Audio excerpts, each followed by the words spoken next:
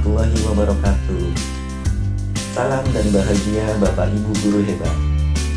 Setelah melakukan pelatihan mandiri pada platform Merdeka Mengajar, pada kesempatan kali ini saya akan melakukan aksi nyata topik pertama, yaitu menyebarkan pemahaman Merdeka Belajar. Langsung saja simak videonya.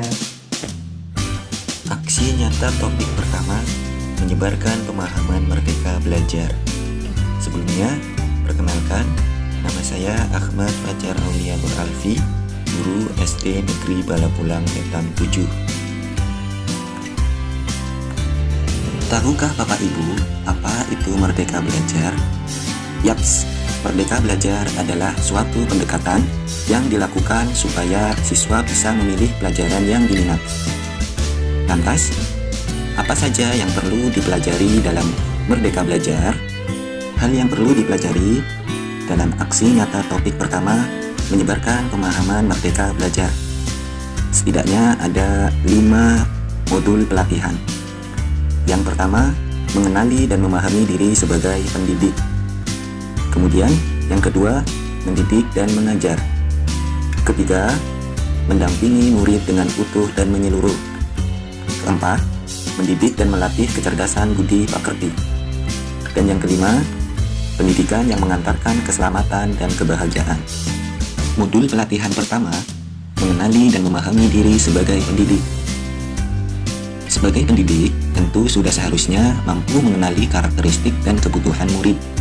Akan tetapi, hal yang paling mendasar juga harus dimulai dari diri sendiri, yaitu mengenali kekuatan dan kelemahan diri.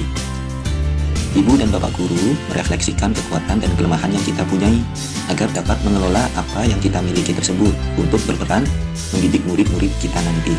Seperti yang diajarkan oleh Ki Hajar Dewantara, bahwa menjadi manusia merdeka yang hidupnya bersandar pada kekuatan diri sendiri baik lahir maupun batin, tidak tergantung pada orang lain. Pendidikan menuntun kekuatan berat yang ada pada peserta didik agar dapat mencapai keselamatan dan kebahagiaan. Pendidikan berperan penting pada perkembangan peserta didik sesuai dengan perkembangan zaman. Mendidik anak sama dengan mendidik rakyat. Guru harus adaptif terhadap perubahan. Untuk modul yang kedua, mendidik dan mengajar.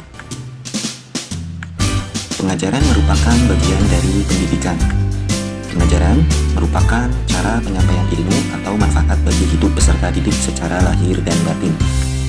Menurut Ki Hajar Dewantara, mendidik adalah menuntun segala kodrat yang ada pada peserta didik sehingga dapat mencapai keselamatan dan kebahagiaan setinggi-tingginya. Pendidikan tidak sekedar memberikan pengetahuan, namun mendidik keterampilan berpikir dan mengembangkan kecerdasan batin peserta didik.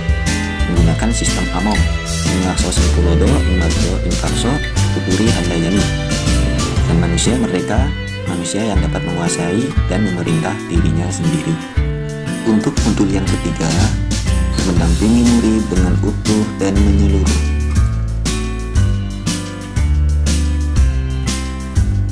Setiap peserta didik terlahir dengan kodrat alamnya masing-masing.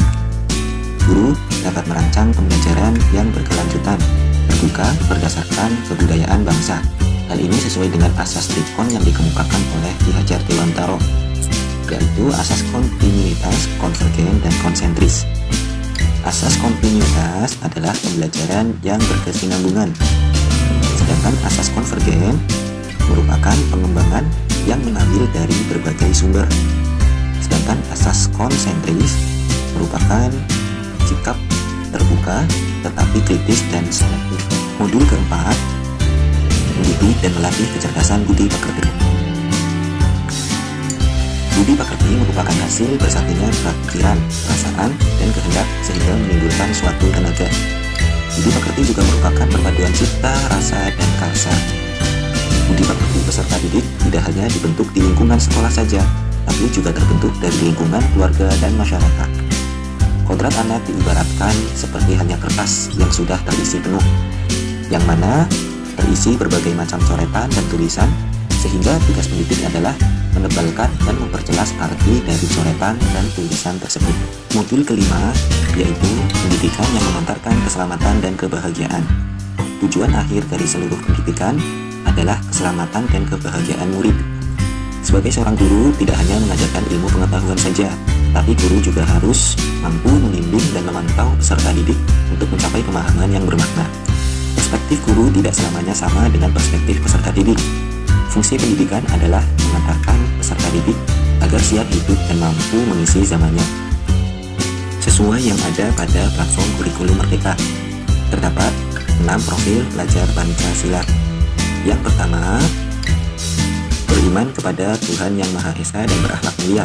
Kedua, mandiri. Ketiga, kreatif. Keempat, bergotong royong. Kelima, bernalar kritis. Dan keenam, berkebinekaan global. Ki Hajar Dewantoro pernah berkata bahwa pendidikan bertujuan untuk menuntun segala kodrat yang ada pada anak-anak agar mereka dapat mencapai keselamatan dan kebahagiaan yang setinggi-tingginya. Demikianlah pemaparan aksi nyata topik Merdeka Belajar. Terima kasih. Salam Merdeka Belajar.